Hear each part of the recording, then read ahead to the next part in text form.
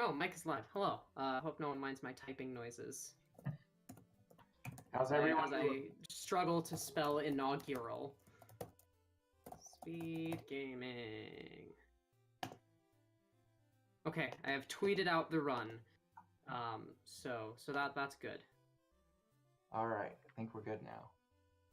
I mean, I'm basically ready. Someone let me know if I should start like formal introductions or not.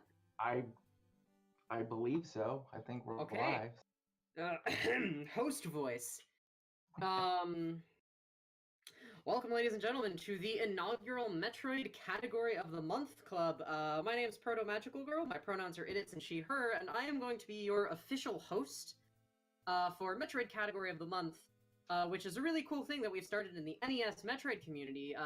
With me in this call, I have the one and only Caesar, KLMSZR. Caesar, why don't you introduce yourself and tell us a little bit about Metroid Category of the Month, since you're the one who started this whole shebang. Oh, well, thank you very much. Yeah, my name is, everyone knows me as Caesar. My actual handle is KLMSZR.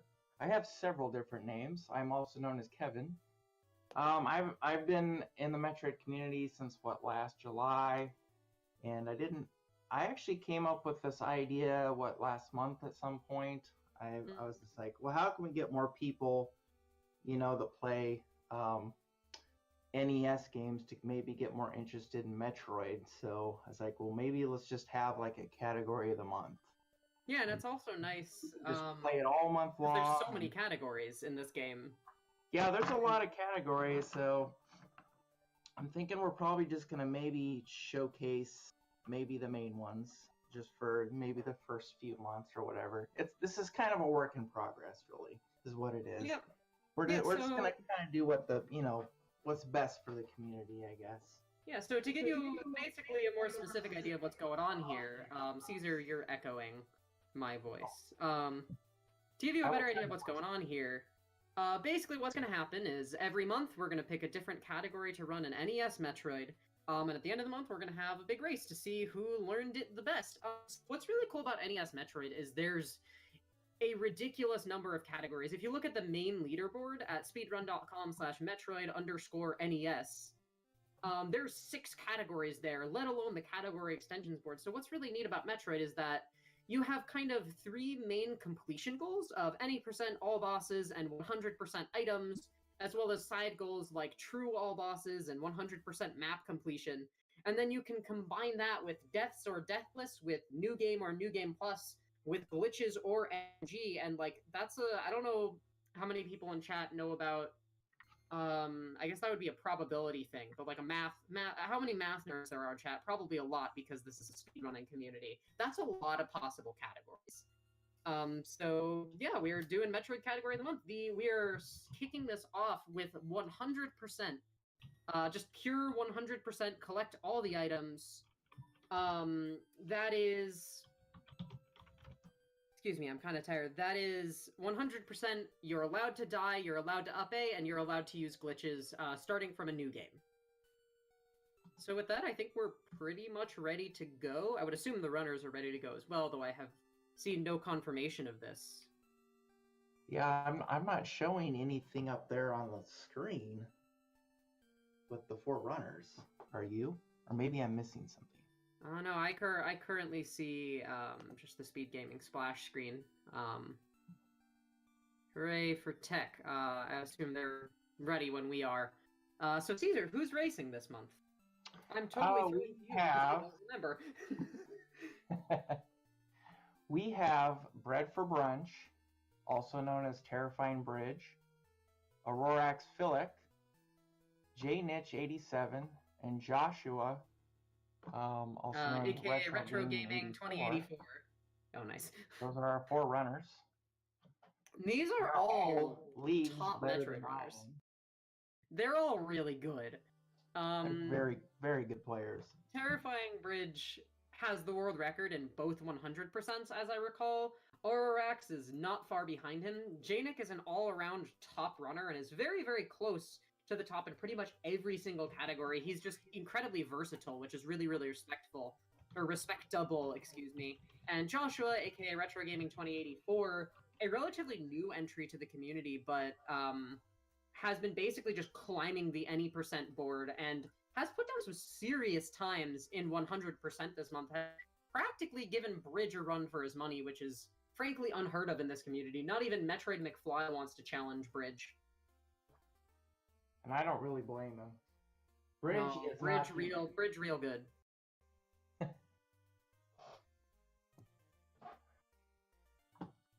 Yeah, hopefully we can get this going here pretty soon. Yeah, what else is there to talk about? Yes, you'll presumably see our awesome Metroid Category of the Month logo and layout in a bit here. Take a second to shout out our very own Grom Fallon, who designed this layout and this logo for us. Grom is a talented artist. You will probably see a fair amount of Grom's emotes in chat, because he draws a lot of stuff for us in the Metroid community. Grom's wonderful. And has designed a really, really cool layout that I'm excited about. Oh, Grom's the best. Grom's the best. We have so many artists in the Metroid community. Grom makes us layouts, and CHX makes us weirdly specific in-community meme t-shirts that I love. Which I currently own 3 of them, designed by I need to get the other 2.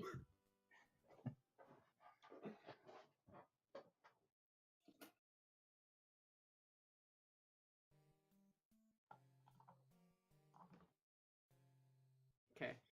While we're chilling here, I'm gonna take a split second and refresh myself. I personally have more experience with 100% deathless. I unfortunately didn't have time to play the category of the month this month between other marathons. Okay, so we're going that away. I'm just gonna open that in a new tab so I have it. Shoutouts to Janick, who was nice enough to make me some notes on the differences between 100% deaths and 100% deathless, so that I am nice and prepared for commentary here. Let me see what exactly is. If you go to chxcollective.com, I believe some of the Metroid's shirts are there. They're really, really good. I have one for Dan's Pit.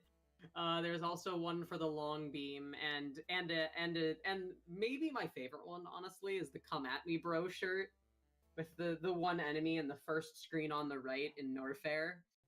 Oh yeah, that's the best. Which we will be seeing today. That's a difference between 100% deaths and 100% deathless.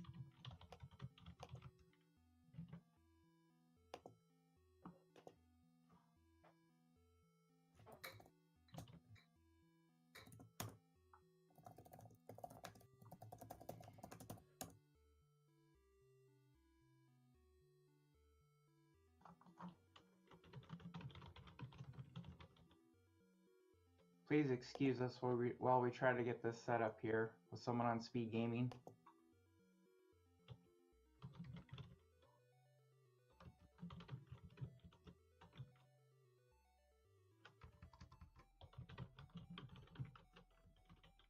Oh boy. Also, I would like to apologize in advance.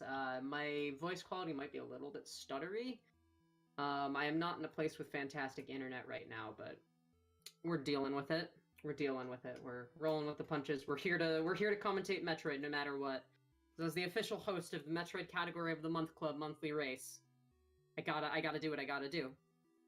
Are you still hearing an echo from your voice? No, you got that taken care of. Okay, I didn't know how to fix that, so I just kind of turned you down a little bit. That is exactly how you fix that. Good. I'm not good at these tech things. You're good at the Metroid things. That's really your calling. Caesar and I, we have a nice little rivalry going. We joined the Metroid community at pretty much the same time. Caesar, did you also start with the 12-hour challenge, or did you just kind of go in on your own? I actually started with my own challenge. I found my Nintendo in a box and remembered this was kind of a fun game as a kid, so I just kind of played it, and I beat it in, like, I don't know, 2 hours. And I was like, oh, I wonder if I could beat it faster. So I just kind of looked up on the internet, and I had no idea it was a thing, and just kind of started from there. It was kind of wonderful, actually, and that was last July. Mm-hmm. Yeah, I picked this game up not for the most recent 12-hour challenge, but for the one before that, right around the same time that Caesar did, and I've just been playing this game ever since. I'm absolutely in love with it all this time later. It's such a good speed game. There's so many fun categories, which again is why we're doing Metroid Category of the Month, because there's so many good categories. And, like, with all of those, like, possible category condition combinations that I mentioned earlier, there's some things no one has ever run, but every single one of those things is going to have merit and unique strats. Metroid Category of the Month Club, I predict, will truly be the gift that keeps on giving. I can't wait for Fake Crade RTA Best of 21. That's going to be the best month that this is going to have.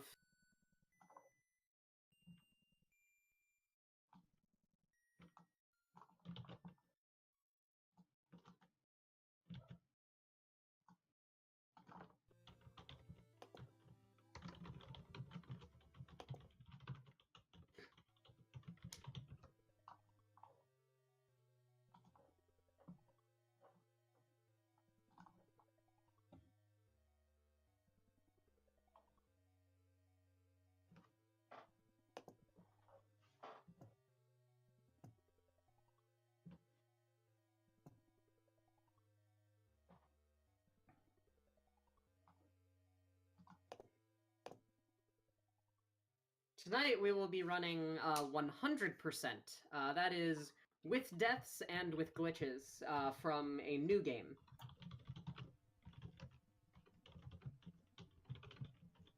This is of the two major... I guess I'll just talk a little bit more about the NES Metroid main category leaderboard. So there's 6 categories on the leaderboard, as I mentioned. There's any percent, there's all bosses, and there's 100%.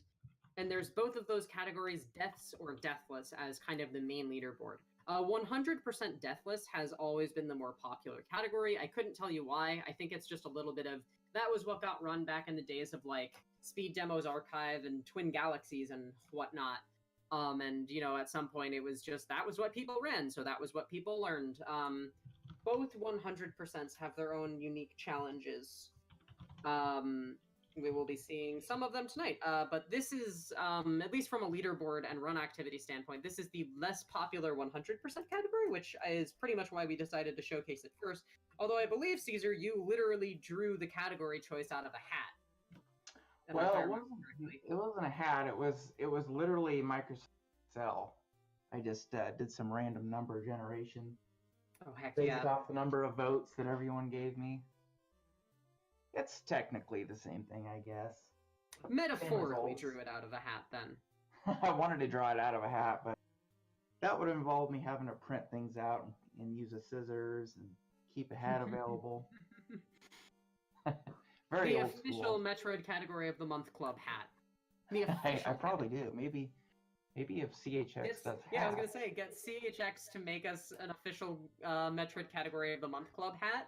I mean, it has a logo, which y'all will see as soon as we're ready to go and the layouts go up. Our participants tonight are Terrifying Bridge, aka BreadForBrunch, the world record holder in both 100%, AuroraxPhilic, a close second to both of Bridge's times, a very, very brave man. Expect to see Aurorax going for probably the most ridiculous strats of anyone in this race. JNick87, an all-around top-tier Metroid player whose versatility is really the thing to look out for. JNick has top times in pretty much every category, and also is definitely going to have the consistency to make it through this race. And something of our underdog, I suppose, Retro Gaming 2084, by far the most recent join to the community, but has been climbing the leaderboards at a practically unheard of pace, faster than Caesar or I think. He's been climbing the leaderboards really, really fast, and I'm super excited to see how he performs tonight. It should be a good race, pretty much no matter what. All 4 of these runners have been working hard all month long, and it's going to be a good time. I honestly don't know who's going to win. 100% deaths with deaths is a pretty scary category, because you have to do entire parts of the run on like 30 health, because that's what happens when you die. You respawn with 30 health. For some context, in Norfair, or in Ridley's Lair, just as an example, you take 24 damage a hit, so you get 1 hit if you die, which is fun. It's very fun, I assure you.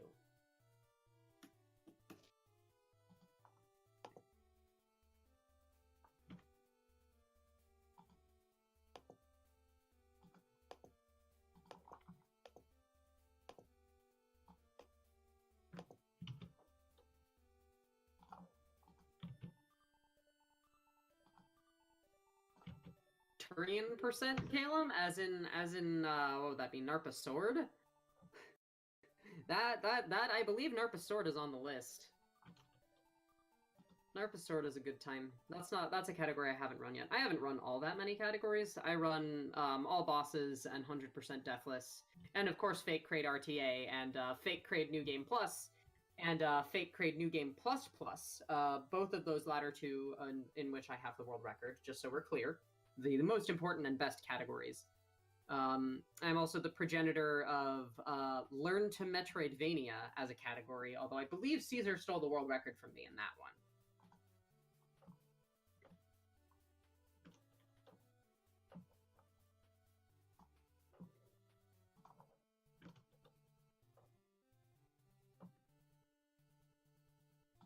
I apologize. I'm trying to get things set up with somebody on Speedgaming right now.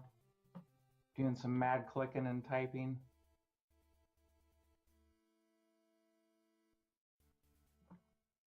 Looks like we have some streams.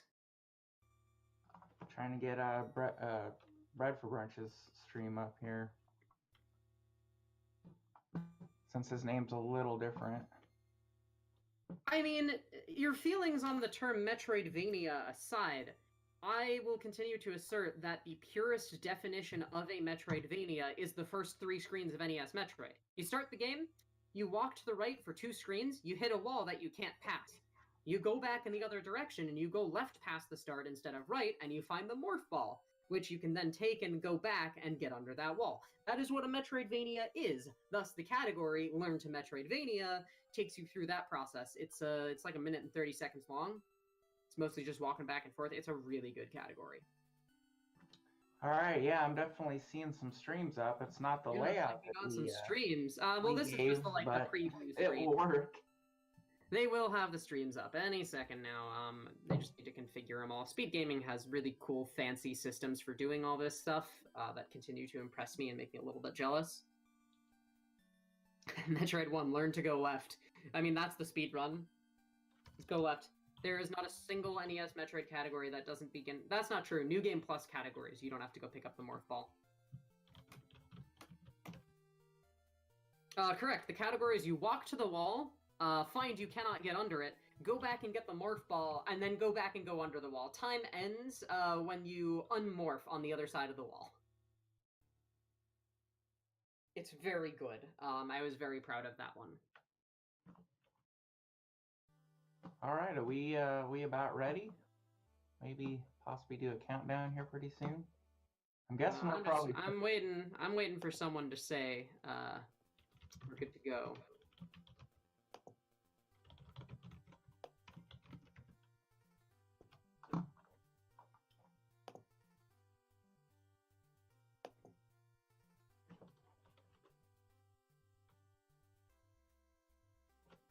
I don't know if the speed gaming systems have double gears, but they do right now, so.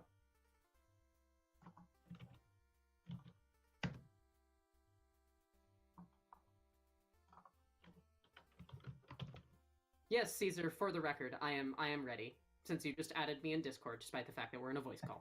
Sorry. I gotta wait for confirmation from 4 players before I can officially go, because obviously if 3 go and 1 doesn't, it's gonna be a little weird. Yep, that is correct.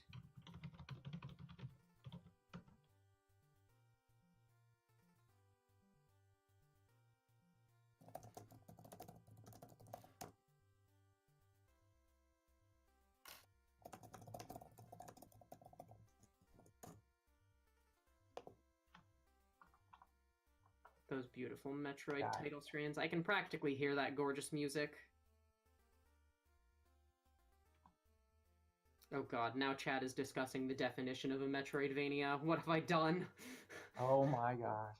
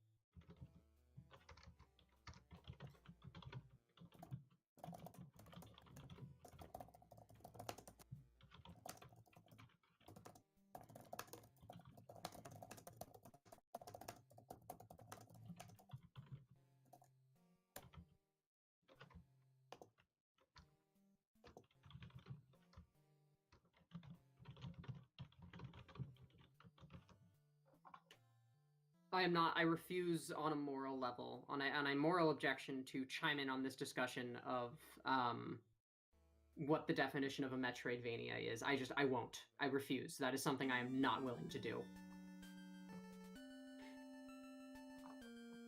I apologize. I'm on a laptop mic right now.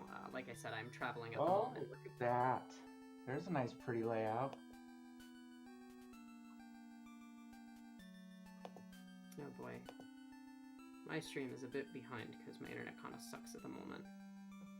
Yeah, there's the layout that our boy Grom designed. That's what I was looking for.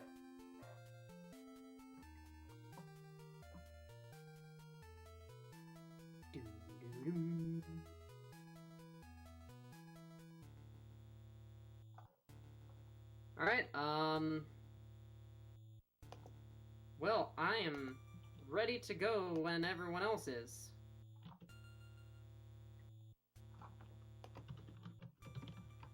God, this title screen music is so good.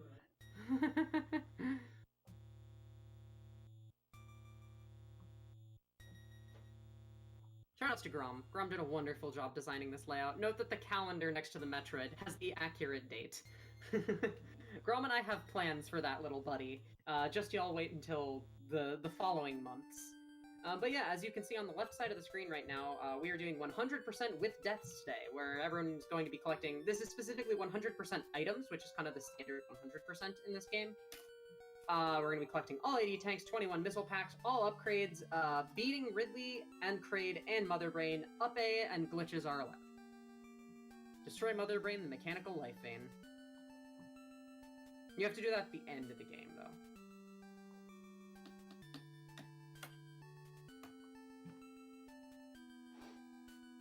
So we're just waiting for some stream cropping to happen, and then we will be good to go. Messing around with the timers. Yeah, I mean, they have to set up, like, literally 8 separate captures, so,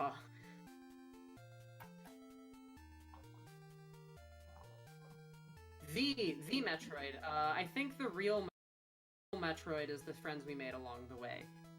You can expect this race to take maybe about 40 minutes, give or take. We'll see.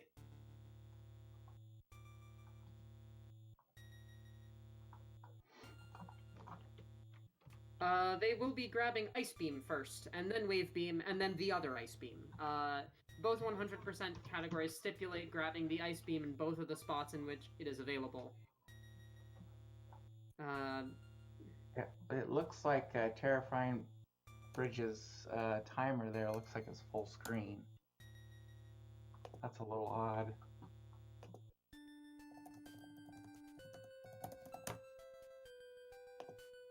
But it might work. Yeah, there we go. There we go. Yeah, just doing streams is hard. Just so we're clear, streaming video games is a challenge. But all right. Well, I think with that we're ready.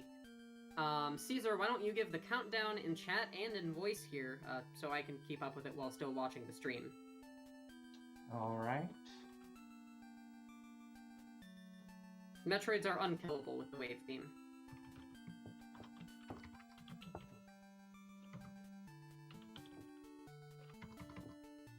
Let's go on 10, 9, 8, 7, 6, 5, 4, 3, 2, 1, go. And they are off. Now we just wait for stream delay. Let's go, team stream delay. Any second now we will be starting 100% with deaths. The inaugural Metroid Category of the Month Club race. Everyone's going to go get Morph Ball first. I'm predicting the future right now. The first thing they're going to do is get Morph Ball. I'm calling it now, and if I'm right, then I'm going to, go buy a lottery ticket tomorrow. We'll see, though.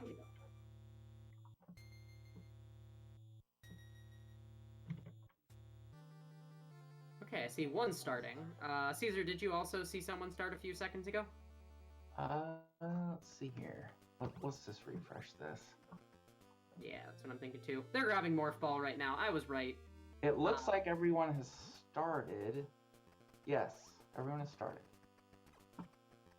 This is not randomized at all whatsoever. This is video games in their pure and true form. So it's hard to tell exactly who is in the lead because varying stream delays, but everyone's doing more or less the same thing right now. You just watched pretty much all of our runners do their first enemy spawn manipulation. They killed certain enemies and collected what they dropped before scrolling the screen without, I apologize, I'm tired. Doing that forced certain enemies to spawn, which prevented other enemies from spawning, giving them a better pattern is the short answer.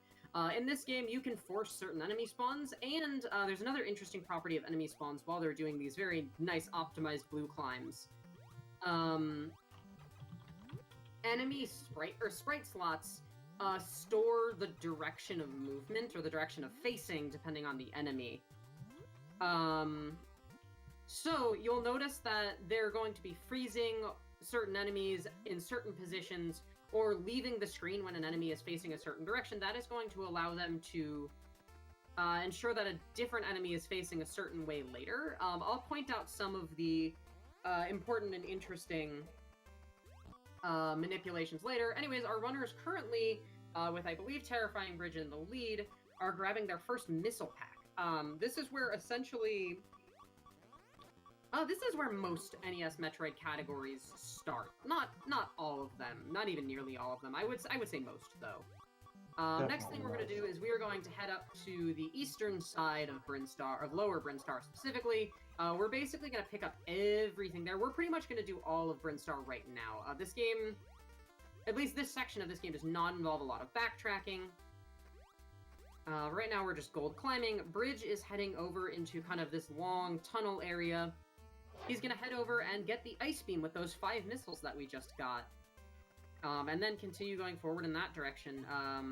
So when we get there, we're going to be seeing our first wrap. Now in this game, when you morph and unmorph, you rise 4 pixels into the air. If you do so in a wall, you don't fall back down, and you can use this technique repeatedly in order to basically wrap around to the other side of the screen, like the bottom or the top. Typically you wrap from top to bottom. And by typically, I mean always. In order to get into the wall, you can open a door and let it close around you. If you watch Bridge's screen right now, he is wrapping top to bottom and is skipping down here. What this skip essentially does in terms of gameplay is it skips a spot where you're required to have the bombs in order to progress. However, it's slow to go all the way and get bombs before getting Ice Beam, so we're not going to do that. So Bridge is picking up Ice Beam right now. Janik not at all far behind, neither is Retro Gaming 2084. Aurorax had a false start, unfortunately. But keep an eye on where his timer is when he gets places, not necessarily where his absolute position is, and we'll be alright. You can actually soft lock doing those wraps, which is the scary part of doing them. It requires a lot of practice to get consistent enough at them to run them in races and stuff like this. But it's doable. Right now, Bridge and Janik are attempting a frame-perfect trick. Janik got it, Bridge did not, but got the damage boost strap back up. In this area, enemies deal 9 damage. Getting crushed in a block deals 5, though, so it's not a huge deal. Picking up their first energy tank, which is going to take them straight from 30 to 200 health, which is a lot more. Retro Gaming 2084 nailing that frame-perfect unmorph jump. For a little bit of context on that, if you unmorph and then jump exactly 9 frames... Okay, so backing up, actually. Anytime you unmorph, the game considers you on the ground until you move left or right, at which point it checks to decide if you're actually on the ground. So if you do this, if you unmorph in midair, you can jump again unless you move horizontally. Doing the frame-perfect jump is essentially... I apologize, I'm very tired. I drove for like 4 hours today. If you jump 9 frames after unmorphing, you get an extended height jump. Seems like the stream is having a little bit of an issue. Keep your eyes on Bridge's screen, though. Janik and Retro Gaming are probably not far behind Bridge. We'll see when their streams restart. Now, unfortunately, we're in the not-so-fun part of this run. This is the randomness spot. Poor Aurorax had to kind of start over there. Yeah. This is the randomness spot. You need 5 missiles to get bombs, unfortunately. Enemies can drop packs of 2 missiles. The way item drop randomness works in this game for every enemy except Metroids is the game basically picks a number of health drops and a number of missile drops when you enter a room and distributes those among the enemies. Once you've run out of missile drops or health drops per room, you won't get any more. You have to leave and re-enter in order to get more missiles. So unfortunately, that's what Bridge had to do. He's getting some really, really poor luck here. Oh, looks like Jared's stream is back up.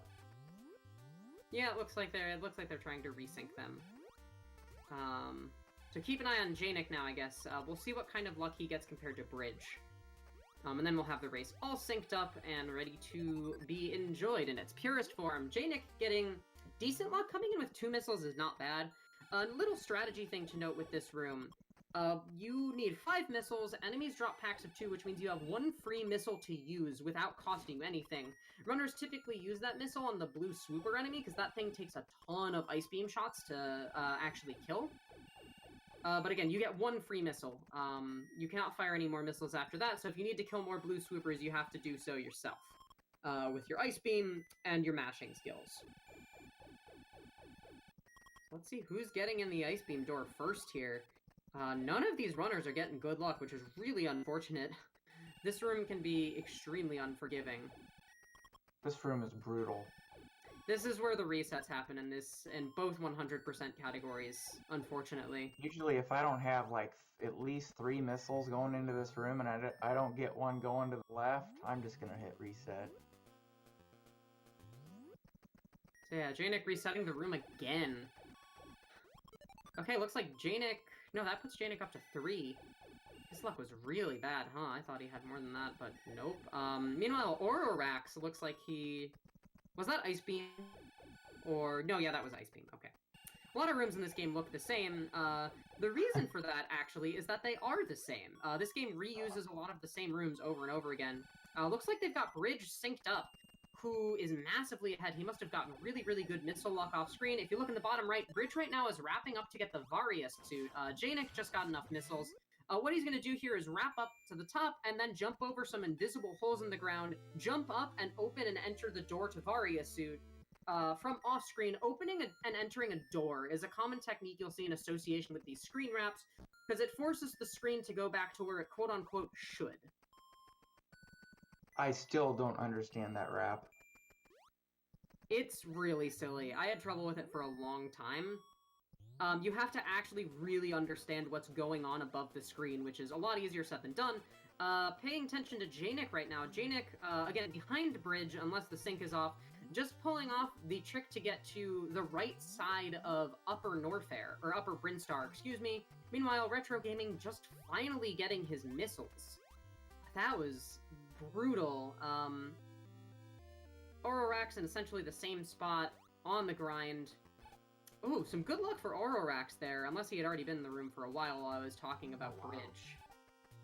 This was some brutal luck all in all, but everyone's through now. Bridge is heading out the left side of Upper Brinstar right now. Janik heading across, picking up the missile pack. He's gonna get an E-Tank, and then do the same Varia wrap that you already saw. Anyways, we have bombs in Varia suit now. Varia suit reduces the damage you take by half. Bombs are bombs. The people, I would imagine the viewers of Speedgaming channel have seen at least one Metroid game before, so I don't feel the need to explain the fact that bombs are little things you can drop that explode stuff. Bridge is now falling all the way back down Gold Climb, heading back to the place we got our first missile pack, actually. Meanwhile, Aurorax is having some pretty serious trouble with the climb to, to Upper Brinstar. That climb is really tough, especially if you mess it up once and the enemies are all in the wonky places. Yeah, it throws off the pattern if you miss it on the first time. Mm-hmm. In terms of routes, since that question was asked in chat, all runners are going to be taking the same route, which is pretty good. Or not pretty good, I mean, that's... I'm so tired, I'm really sorry. That's just how it is. Unfortunately, there's not really multiple routes for this game. There are safety routes, but that's really about it. What you will see different from runners is how they handle room to room, how they manage their items and missiles in particular. In any case, Bridge is going to the left right now. Heading over to pick up Missile 3, and then presumably Missile 4.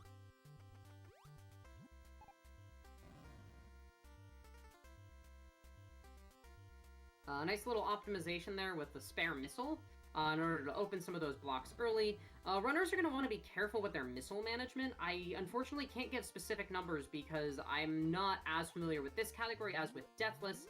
But in any case, they're going to be carefully managing their missile ammo to make sure they have the amount of missiles they need to pick up items and get through missile doors. There's missile number 4 for Terrifying Bridge. Meanwhile, Retro Gaming 2084 is on his way out from getting Varia Suit. Same with Aurorax, just a little bit behind, and J-Nick is heading over to get into Norfair. Let's see what Bridge is doing here. Alright, looks like he's going to be doing Norfair Wrap. This is a trick where he's going to wrap up to the top of the screen, roll off into 2 screens below, then break some invisible blocks off screen in order to get a standing platform to open a door below him. I can't tell without the audio, but Bridge is probably going for the TAS strat. Yeah, looks like he got it. So that strat is really, really, really tough. You can't see it, which I feel like might give you an idea of just how tough it is since you can't see what you're doing at all whatsoever. Bridge now heading over this way, assumedly heading towards missiles 5 and 6.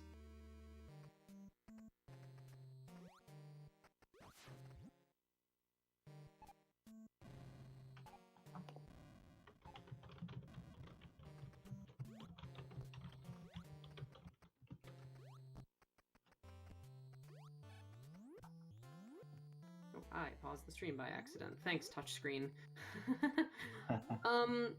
For now, I think this is kind of worth noting. The route that they're taking is essentially exactly the same as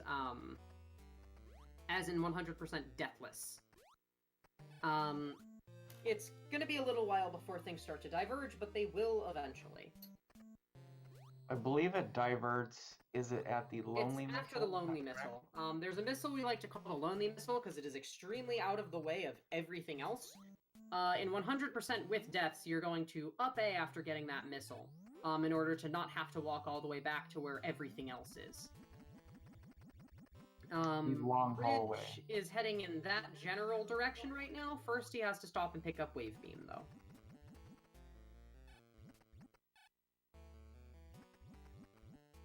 Lots of really, really good bits of small movement from Bridge here. You'll also note that J-Nick and Retro Gaming 2084 just handled Norfair Wrap like champs. That trick is really hard. Even if you do the easier strat, it's frankly not that easy. Bridge picking up everyone's favorite, Lonely Missile. Or the Lonely Missile. I'm reading chat. The Wave Beam. We like the Lonely Missile better than we like Wave Beam. Wave Beam does not work super well in this game, which is a little sad. But it's alright, we deal. A lot of lag on Bridge's right now. Retro Gaming going for Norfair Wrap. I guess I assumed he was a little ahead of where he actually was. Again, a lot of rooms in this game look exactly the same, so it can be hard to tell. Like, no matter how many times you run this game, it's honestly really, really easy to get... it's really easy to get lost if you just kind of go into muscle memory mode. This is 100%, so they need to pick up the Wave Beam. And you can't swap between beams. You have whichever most picked up. You can go up and pack out and pick up the other beam again, and then you'll swap, but you can't swap between them. You don't have them both at once. This is a 1980... It was a 1983 release in Japan, and then a 1986 release in the US, which is the version we're playing on, for reasons I will explain in a second. So this game doesn't have a ton of features. Bridge just is taking our first route divergence from 100% Deathless. He just picked up the Lonely Missile, and now he has up-A'd back to the start. Those of you familiar with Zelda 1 will be familiar with up-A'ing. It's a thing in some of the early NES Nintendo games, or Nintendo, like, as in first party, not as in the Nintendo NES. which is a great way to refer to the console. If you press up and A on the second controller while in the pause screen, you'll basically force a death. So Bridge just did that to get back to the top of Norfair, in order to not have to walk all the way back from getting Wave Beam, and is now going to, I believe, go up and get Screw Attack.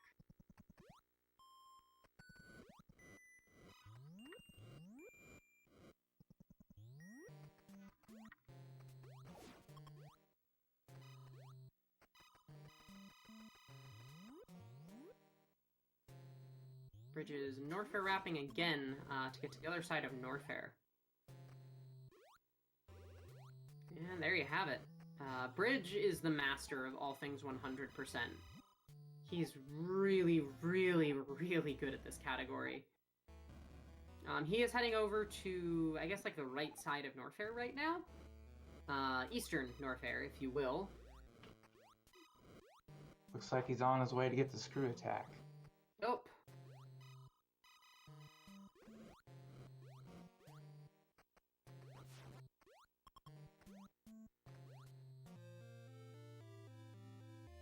Looks like Janik is on his way. He just got the Lonely Missile. Yep, Janik just did his up A. And where is Josh right now? Josh must have just got the Wave Beam. Yep, he just picked up Wave Beam. He's heading to get Lonely Missile, doing a super swaggy block clip strat right there. Yeah, that's difficult. Yeah, so Janik is actually going right side on the second pass around Norfair, rather than going left side like Bridge. I couldn't tell you the intricacies of the difference between these two routes, unfortunately, but we will cast them and see how they play out. What Bridge is doing is more similar to 100% Deathless. Janik is doing something rather different than that. Again, super worth noting, Bridge has 19 health. Janik has 35 health. This is sort of the price you pay for running 100% with deaths. After up-Aing, things are very scary. Janik picking up high jump boots, because he went to the right first. I believe now he is going to be he's coming back around for A-Tank 3. Aurorax just died. Oh no. That's unfortunate. Yeah, even in the deaths category, you don't want your unintentional deaths. No, you definitely don't want to die, even though you can. Yeah. Very nice triple bomb jump there from Janik. Now we are going to be heading back over into purple Norfair that is going to be green. That tunnel you just saw Janik walk through actually is solely responsible for shifting the color palette. That's the same thing that you see in Brinstar between blue and gold Brinstar. So if you Norfair wrap to swap to the wrong side of Norfair and then go through the tunnel, things are backwards, which is one of my favorite things about the categories that do that, which is this and 100% map completion. Meanwhile, Bridge just picked up E-Tank 3 and has now wrapped up the screen, because that is a thing you can do, albeit in a different way. Over here to go get high jump boots, you saw Janik just kind of walked into this room. This is where the differences of these routes are going to start playing. Janik picking up Screw Attack already has high jump, while Bridge is picking up high jump, already has Screw Attack. Worth noting, though, that high jump is significantly closer to the entrance to Ridley's lair, so it looks like Bridge does have a pretty significant lead right now.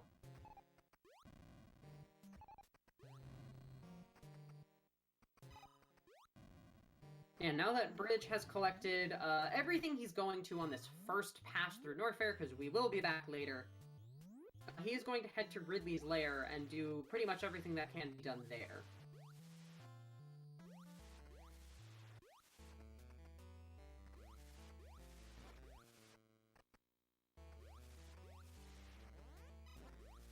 Yeah, I still don't see Bridge's timer, so I'm not sure if the sync is correct or not. I'm assuming it is. I'm sure it is. Just had kind of a trippy moment for a second there where Bridge's screen was scrolling to the left and Aurorax's was scrolling to the right at the exact same time, and it looked real weird. Anyways, Bridge is in Ridley's lair now. this is another major route divergence from 100% Deathless for Bridge. He's going to the right first thing for the Deaths route. Let's see how this plays out.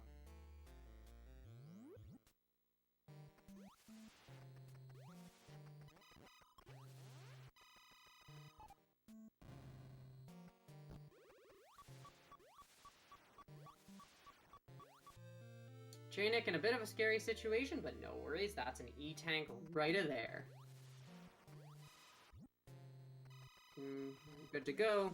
Retro Gaming 2084 right behind Janik, although I believe he's on Bridge's route, which puts him in a somewhat different position.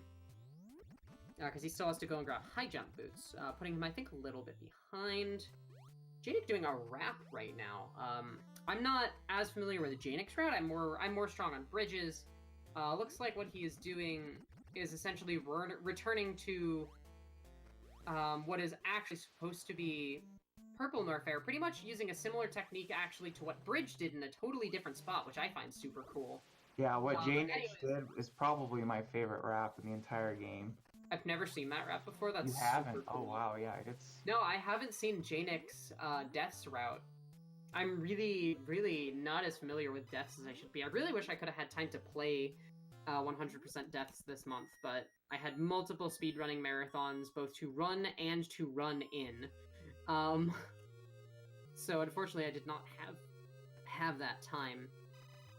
Bridge, now going through this room where you roll under the floor. Make no mistake, though, there's actually a lot of optimization going on here. Bridge moves in a specific way at the start of that room, such that the violas, those like balls that swing around the screen, get off the screen and don't cause a ton of lag. Grabbing the E-Tank, right in front of that E-Tank, there's an invisible pit, which is why Bridge jumped. That room's real scary.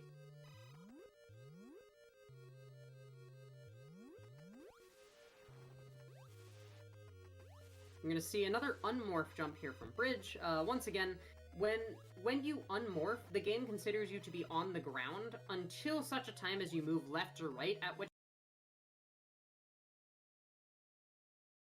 So that's something you can use to get across gaps like that you couldn't just jump over normally. The game intends that to be essentially a one-way gate. But not if you're as good at... So that's something you can use to get across gaps like that you couldn't just jump over normally. The game intends that to be essentially a one-way gate. But not if you're as good at... The final corridor to Ridley.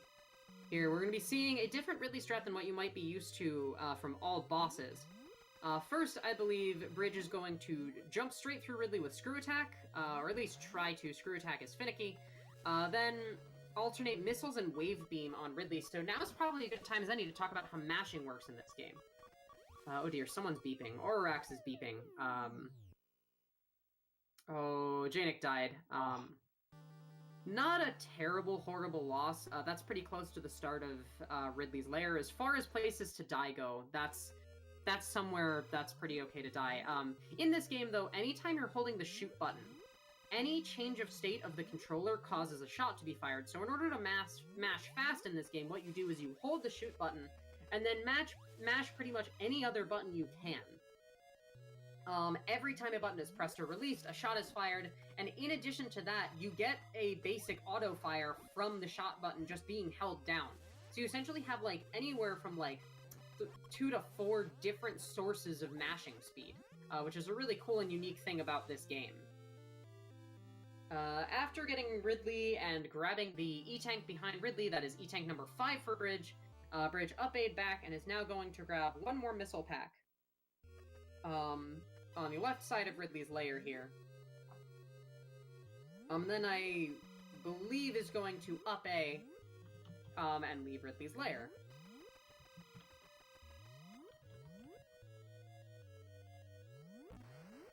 That's the entirety of Ridley's lair. Really, really short compared to Norfair in particular.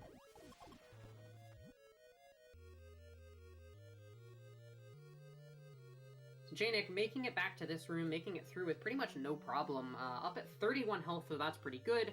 Enemies in this area deal 24 damage base, but since they all have Varia Suit, that gets reduced down to a comfortable 12. So now Bridge is back in Norfair.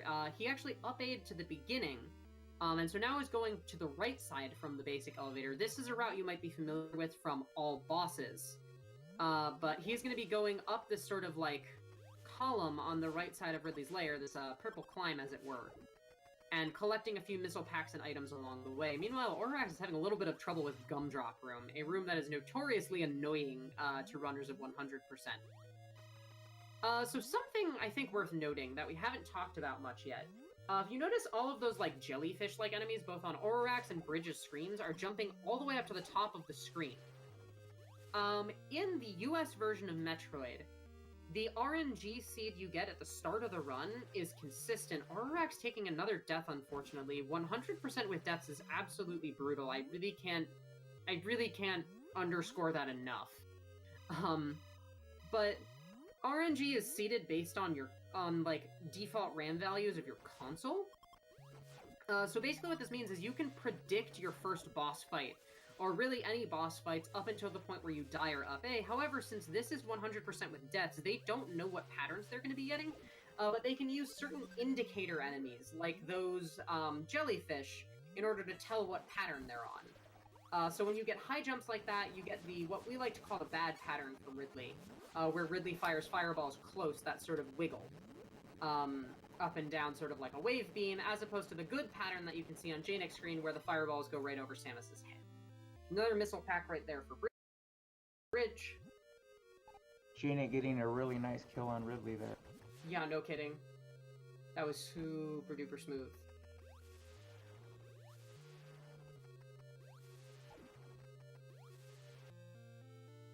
E-tank number 5 for Janik.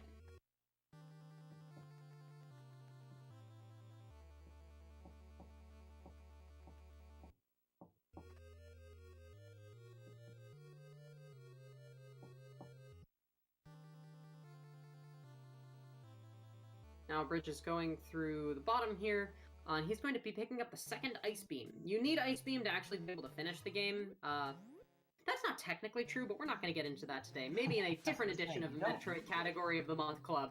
Not today, though. Coming in from the back there to go grab Ice Beam. This is Ice Beam number 2. Once again, both the 100% item collection categories for this game stipulate that you must pick up both Ice Beams.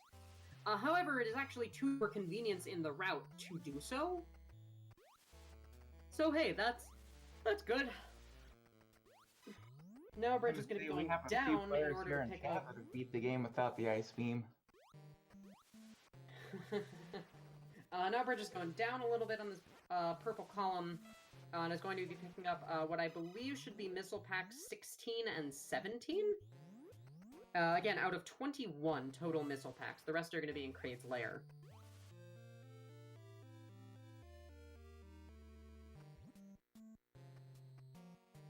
A lot more, like, just really little bits of movement that are just really, really nice from Terrifying Bridge. Terrifying Bridge, like we said, is the world record holder in both 100%. Actually, all 3, if you include 100% map completion. As well as 100% New Game Plus. And 100% 10 times in a row. Is Tendo, also something that, as he calls it. Tendo. Bridge is also very good at that. Bridge is real good at 100% in this game. Picking up his last missile pack there, and then just up-A'ing back to the top of Ridley's lair. Heading back up to Brinstar, Yep, he's gonna up-A again, and then he's gonna head over... I guess, just based on routing logic, I would assume he's going to head straight to Kraid's lair from here. Normally, you pick up another E-Tank before heading into Kraid's lair, but I would have to imagine it would be faster for this category just to go straight to Kraid, but we'll see what Bridge does. He might play it safe. Nah, he's Bridge. He's not going to play it safe. I mean, he's safe no matter what. He's really good at this game. And you get an E-Tank pretty early in Kraid's lair, so you don't have to be too worried. Yeah, he's going to want to get the E-Tank to the right before he goes to Kraid. Yep. Yeah, you don't want to be doing no E-Tank Crade in a No. 100% speed run. That's not what we in the Metroid Category of the Month Club like to call a good time. In any case, Bridges and Kraid's Lair now heading over to the left. Basically, Kraid's Lair, as far as 100% item completion is concerned, is essentially 3 columns. You have the middle, you have the left, and you have the right. Most obvious statement of the night, award goes to me for that one. But we're going to be taking on this sort of left column first. The middle column doesn't really have anything in it. It's sort of just a divider to prevent you from getting from one side to the other easily. In any case, Bridge is going to be going this away.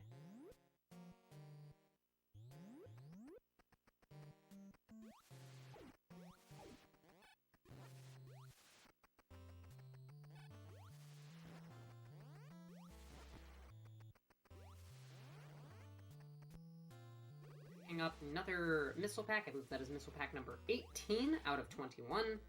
Up-Aing back to the top. I believe he's going to go to the right side column now. Once again, we want him picking up an E-Tank here, which is why this route divergence is happening. This is a little bit different than what you might expect in 100% Deathless. Normally you go all the way down the left, go fight Kraid, and then climb up the right. One perk of 100% with deaths, that's missile pack number 19. For Bridge. I hope I'm counting correctly anyway. One perk of 100% with deaths is you don't have to do Kraid Climb. Which is a beautiful, blessed thing. It is a beautiful, blessed thing, because, oh god, Kraid Climb. This is why I don't like to play the Deathless too much, is just because of that climb. Yeah, it's sort of the trade-off. The climb is really the big thing that sucks about 100% Deathless. The backtracking in and of itself isn't too bad. Bridge picking up what is going to be E-Tank number 6. Nice little unmorph jump, just like that, so he doesn't have to go all the way around that room, and tactically bouncing with the morph ball to get back into the right morph ball path. Getting into single tile gaps with morph ball in this game with falling momentum can be a little weird, but once you know what movement to do, you're basically able to do it consistently every time. Meanwhile, J-Nick is heading into Kraid's Lair right now. Expect him to be doing pretty much the same route par for par with Bridge. Retro Gaming 2084 not far behind, just a couple rooms and an elevator, really. Aurorax, unfortunately, at a pretty big loss right now, had some really, really rough deaths that were hard to recover from. Bridge now heading down. This is going to be Missile Pack 20, I believe?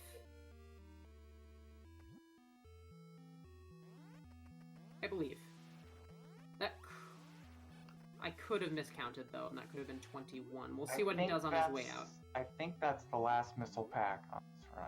It probably is, just thinking from a routing perspective, so let's call that missile pack 21 and hope I'm right and hope that Bridge didn't miss one. I would be unbelievably surprised if Bridge missed one, though.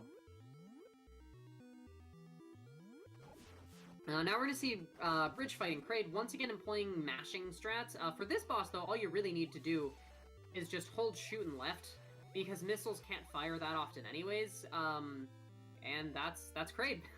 Meanwhile, Aurorax is fighting Ridley, implying similar strats to J-Nick, having a little bit of trouble with the fireballs, but he managed really deftly to get back into a good position. Wow. That was really impressive. Nice save. Mashing select and up alternatingly. That's something you can do with Wave Beam. With Wave Beam, you can mash up next to bosses to hit them, which is great. And Bridge picking up E-Tank number 7.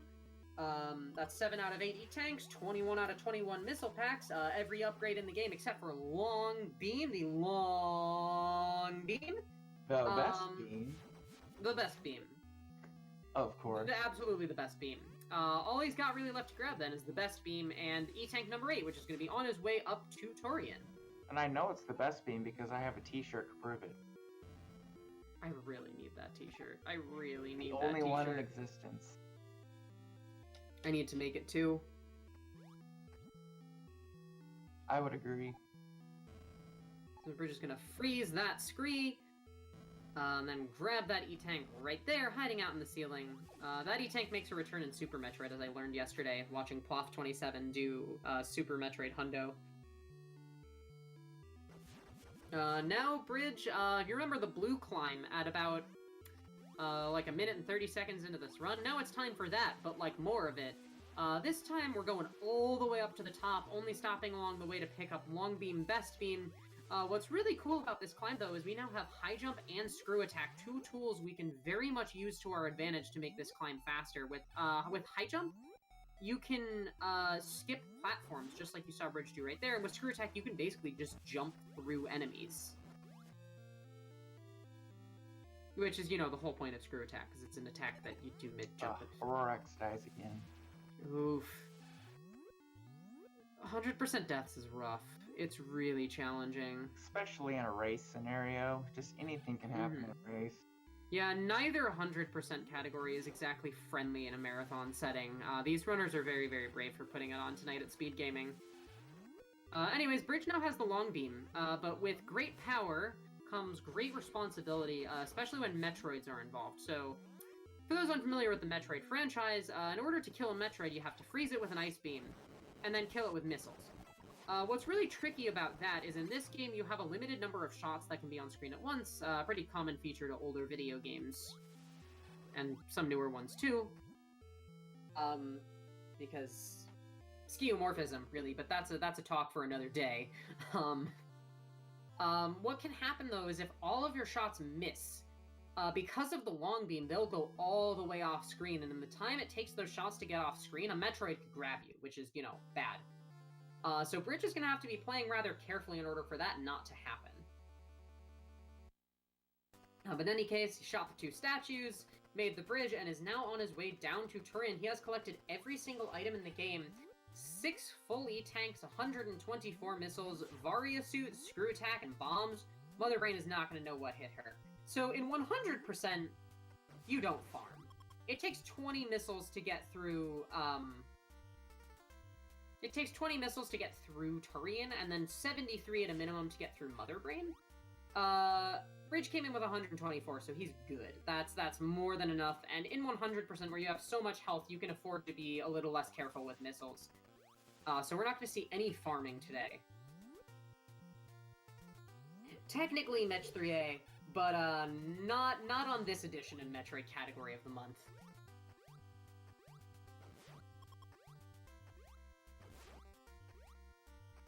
Yeah, Bridge is working his way down to Mother Brain. He's gonna be done relatively soon, so let's talk Mother Brain, Caesar. Let's talk Mother Brain, everyone's favorite part of an NES Metroid run, or at least my favorite part.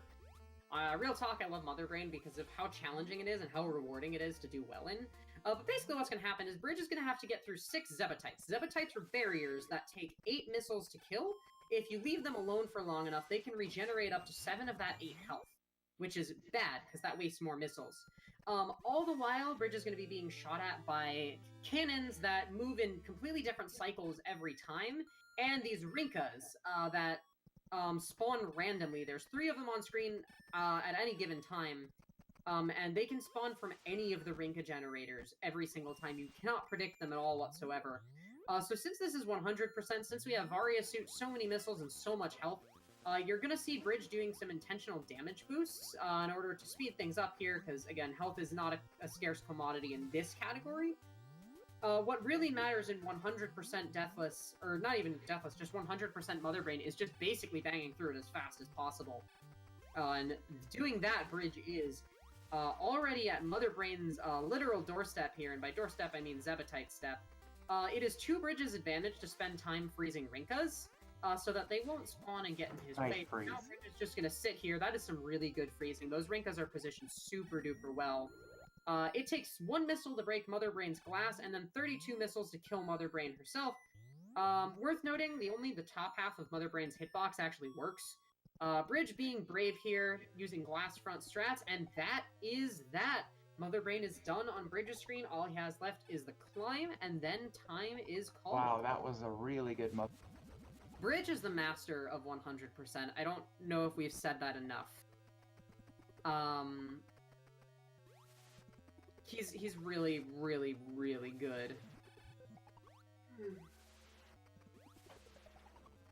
Looks like Janich is in Turin. Yep, and Retro Gaming 2084 is on the elevator down. Bridge is done now. They 39:51 according to the chat. That is excellent time for Bridge. An excellent run. Meanwhile, we have Janick and Retro Gaming 2084 walking to the ending here. Both of them in pretty amicable missile situations. Janick is going to be entering with 90 missiles. Retro Gaming is going to be entering with, what is that, 98? I can do math. I can subtract 10 from things. That's pretty easy. So those are both really good missile situations. Again, the minimum is 73. So having like 20 to spare is plenty in a category like this where you don't have to worry about taking damage or dodging things. So let's see how Janick and Retro Gaming tackle Mother Brain. Both of these two have their primary experience in different categories. Janick primarily in all bosses, and Retro Gaming primarily in any percent, so we are probably going to be seeing some different strats from these runners. Once again, the patterns you get in Mother Brain's room are random. So the runners need to be reacting on the fly, but once you run this game enough, you tend to get a feel for how Mother Brain's cycles operate. So once you see the start of the room, you generally have an idea of what's going to happen as you go through. If you're moving through the Zevatites in a consistent pace, just like Janick is, they pretty much work the same every time. Alright, we're gonna see if we can get BreadForBrunch in here, Bridge, for an interview. Sounds great to me. So we'll just wait for him to join. Janick tackling Mother Brain like a champ, taking advantage of unmorph jumping, taking advantage of screw attack to clear unfortunately placed Rinkas out of the way. Oh, looks like we have a bridge. I want to see Janick's finish real quick. I would like to see both of these runners finish. And then let's chat. Good game. Retro Gaming 2084 finishing his last Zeb as Janick takes off the Mother Brain, the mechanical life vein, as it were, and is heading up the escape. Time is coming up for Janick really soon. Retro Gaming 2084 in a really good position right now. Look at those Rinka freezes. That one was a little unfortunate. Shoutouts to Dan's Pit. I wonder if Retro Gaming found Dan's wallet. Doesn't seem like it, but oh well. That's no big deal. But got out of there no problem. If you have high jumper bombs, that pit isn't a threat to you. If you have neither, you can soft lock there. That's time for Janick with a 40-54. A really impressive time in a race scenario for this category. Right about the same time, Retro Gaming finishing Mother Brain, and let's see this escape.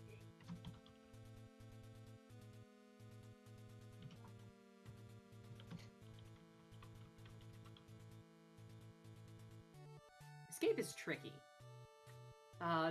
It may look pretty simple. It's really tricky. These small platforms have really wonky hitboxes, and you can get screwed over real easily. And time for Retro Gaming is now 41:33. Just as Aurorax is entering Kraid's lair. So, Bridge! Congrats on the win. Congrats on being the inaugural Metroid Category of the Month Club Race Champion. How does it feel? Thanks, it was very fun. I enjoyed it thoroughly, besides all the screw-ups. Very good game, Bridge. Video game's hard. Yeah. So, Bridge, you are like the master of 100%. No one's going to dispute that. We've been talking about that this entire time. You primarily spend your time on 100% deathless, it seems like. So, do you want to tell us a little bit about your experience this month with 100% deaths? Yeah, I can. 100% deaths, I find to be a lot less interesting of a category. But that's only because it takes a lot of the backtracking out of it, which I find very fun. It speeds up the game, obviously, by almost exactly 6 minutes. Kind of, probably a little bit more. My PB for 100% deathless is 5 minutes and 59 seconds slower than the deathless one, which I think is rather funny. The deathless one has a lot of opportunity to be milked for better strats, while deathless is pretty running dry more so, just because more people play that category, myself included. So it's an interesting one and has a lot of potential. Who's to say if it's going to be? Did you discover anything exciting this month? Not this. Did I? Not really. We were trying to get early long beam in to be like doable, but it's like on the cusp of being possible, but not quite there yet. Oof, that's unfortunate. We are also joined by Jared. Name Jared. Yo, what's going on? Hey, Janick, nice run. Just barely yeah. sub 31 is real good. This category hard. I mean, no one can keep up with Bridge. If you join the Metroid NES community, you just kind of accept you will lose to Bridge and you will lose to McFly. That's just how it goes. But we play this game for the love of this game. So Janik, how did you feel about your run? It was a pretty good run, except for a few things. Obviously, the bomb time was not good, but unfortunately, that's just the category, and there's nothing you can do about that. Yeah, that luck was really something. Did anyone have any good luck? Was that the worst luck? I think you had slightly better luck than Joshua, but not by much. Everyone got kind of screwed today. Okay. Well, Yeah, and as far as the run, the other part was just the unintentional death in Ridley's lair. But that's where I always do it. So it's pretty quick. Yeah. This coming back to this category this month, it's I've cut off a lot of time from my PB, and I've gotten a lot better at Hundo in the first place. So it's okay. Well, are you two looking forward to next month? I am. I'm really happy to not play this category anymore. A glowing review from Terrifying Bridge. We here in Metroid Category of the Month Club love to share positivity for all categories, except for 100% with deaths, apparently. It's a fun category, but it takes its toll. Yeah, I mean, like we've said, this game has a lot of categories, and the beautiful thing is you can just play any of them. I mean, every single category has its merits. You don't have to stick with one longer than you want to. You can always just do something else with completely different routes, completely different strats, completely different boss fights. It's really nice how much variety you can get out of this seemingly simple game. Everyone in this call, including hopefully the audio restreaming bot, I think we all have one thing in common in we just freaking love speedrunning Metroid. Oh yeah, for sure. This game good.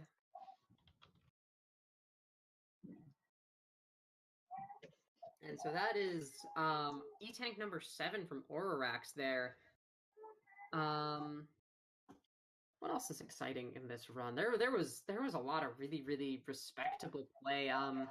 So Janik and Bridge, why don't you each I guess Janik first.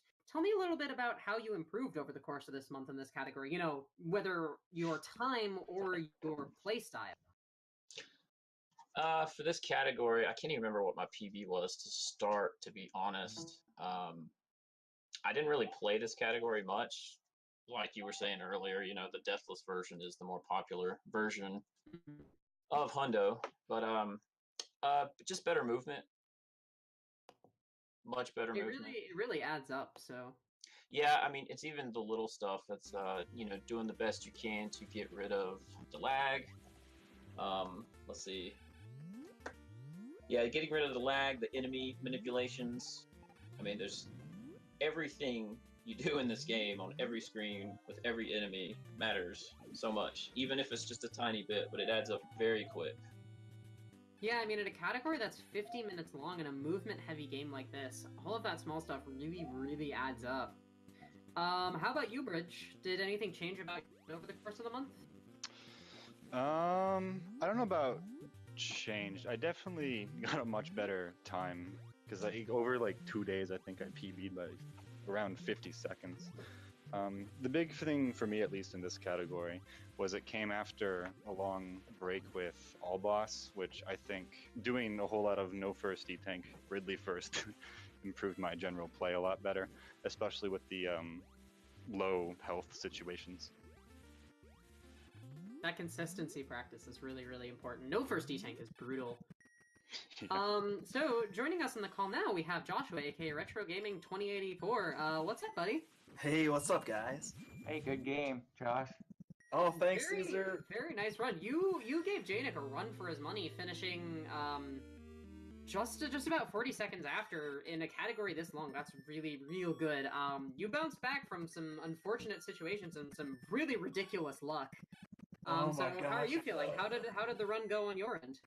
I was pretty frustrated early on because I made some mistakes in the first couple splits, and then the bomb split I had 2 minutes added on because of RNG.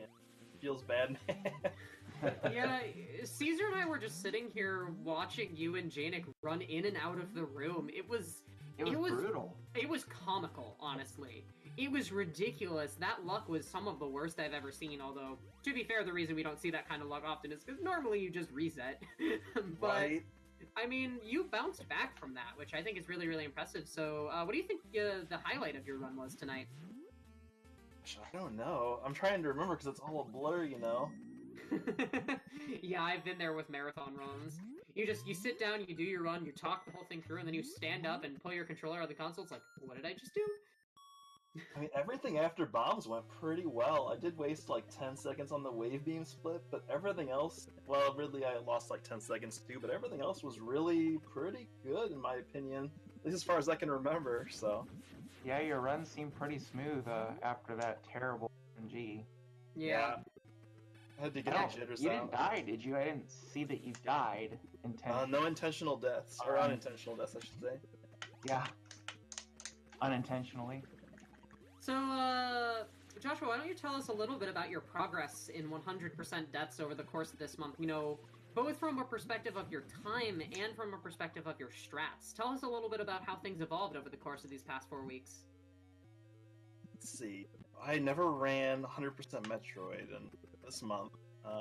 This category was chosen as Metroid of the Month club, you know, so I was like, alright, let's give it a shot, you know, and I wasn't really expecting to get far with it, but it's a lot of fun, actually. Pretty addictive. And I just downloaded Bread's world record video at the time, which is now obsolete. He improved it by like over a minute or something crazy. And I just kind of stole the strats and kind of went from there. Yeah, you really, really impressively climbed the leaderboard for this category.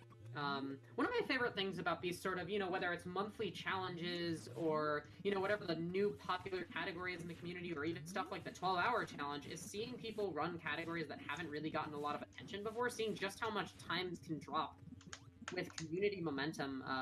Meanwhile, we've got our eyes on Aurorax finishing up Mother Brain here. But for all three of you, or I guess, real quick for Joshua, what's next for you in 100% deaths? Are you gonna take a break and focus on the next category of the month, or do you have more to prove to this category? I think I'm done. My PB is under 39 minutes, which was basically my goal. That's still like a minute behind Bridge, but I'm okay with that. I can live. I can go to the grave with the time I've got. I'm on to the next category. Fair enough. Oro reaching Mother Brain, going straight for the glass. Dodging back out, that's actually a really smart little bit of strat there. At the cost of some time, it puts you in a really, really good position relative to Rinka spawns. I mean, look how consistent these Rinka spawns are right now. Like clockwork on and off the screen, coming from the top and bottom. This is what you want to see in 100%. This is really, really good Rinka setup. This is a really smart way to do. Yeah, accidental bombing in this category is a thing that can most certainly happen. And that is Mother Brain. Aurorax going to be finishing in just about, what, 35, 40 seconds or so? Getting that nice little slick half-second time save there of getting in the door as it spawns. That's some good stuff right there. Yeah, that's a good strat. I need to learn that strat. I've tried to learn it, but I haven't ever really just been able to internalize the timing. Alright, guys and gals, get out your good games for Aurorax. So, yeah, while we're watching Aurorax finish up here, I guess I'll wait for time to be called. Just one more platform. Time is now. The 52:41 finishing up. Despite a lot of hardship, Aurorax pushed on through that run. 100%. I hate to, like, use Aurorax as an example, but I think it really just goes to show how brutal this category is and how, like, Metroid runners are not to be underestimated. The audience of this channel is presumably more familiar with Super Metroid. Don't underestimate us 8-bit runners. Janik having some nice Kraid first practice right now. But for all three of you, what do you want to see next month? What are you itching to play? I want to know. I'm okay with any percent. It's actually a category I've never actually tried, so I'm down for that one. It's definitely on the list. NMG Death, it's 100%. I'd be looking forward to see all rooms deathless or 100% completion. How did I know you were gonna say that? It deserves more people to play it. Map completion, good. Hey Caesar, Yes. what would you say to drawing the next game live on stream? Oh, yeah, I'll be streaming the next pick probably Sunday, either in the Alright, afternoon or yep, on your evening. channel. Alright, so everyone make sure you go follow twitch.tv/KLMSZR. After following all 4 of these wonderful and talented runners, to see the next Metroid Category of the Month pick, I'm really excited. I have free time to participate this month, so that's gonna be a lot of fun. Make sure and give ProtoMagicalGirl a follow as well. Oh, thank you. All I do these days, my speedrunning career is dead, and I play MMOs now. I'm a hopeless Final Fantasy XIV addict, but you know, it's fine. I'll get to Metroid eventually. But with that, I think that's pretty much the run of it for 100% with deaths. Congratulations, Terrifying Bridge, the inaugural Metroid Category of the Month Club Race Champion. I look forward to seeing what all 4 of you have for us next month. I'm really excited to see what the next category is. I also have a couple categories in mind that I'd like to learn, but we'll see what the metaphorical hat made of Microsoft Excel draws for us, and we'll be back here in a month to see what people have learned. Yeah, definitely. And there's always the possibility we could have four new runners, or maybe a couple of these runners and 2 other runners. But there's a lot of great runners in the Metroid community, so we just welcome anyone that wants to race. Please join the Nestroid server. And Yeah, everyone in the Metroid community is always willing to help you guys out. It doesn't people in the matter if Metroid you've ever community are played. so nice. Just They're join the so server nice. and someone will help you out. Yeah, if you go to speedrun.com/Metroid_NES, you can find the leaderboards, you can find route notes for the longer categories, you can find a link to our Discord. Come hang out in our community Discord. There's a special channel just for Metroid Category of the Month, and there's a bunch of other channels where we do other stuff, like that may or may not involve playing Metroid and making silly t-shirts, just an example of what you might find. Come hang out with us. We really like Metroid, and we also really like other people, so it's a good time. Thank you so much, Grom Fallon, like we said earlier, for designing this awesome layout and our beautiful Metroid Category of the Month logo. The little Metroid friend with the calendar, I think, is just fantastic. And as I think that's just about all from us. Yeah, I think that will do it. So stay tuned for next month. Go check out Caesar's channel in a few days when we get to find out what the next category of the month is. Shoutouts to Caesar for putting all of this together. Our boy, the one and only KLMSZR. Everyone in the Metroid community is good. Sorry, the start of this stream was kind of janky, but Video game's hard. it's just, okay. I don't know, it wasn't working there in the start, but we got rolling all right, though.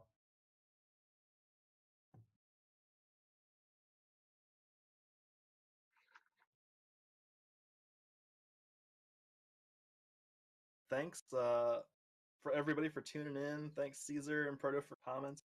And everybody who participated, congrats, Bread, on the win. And I'll see y'all next month.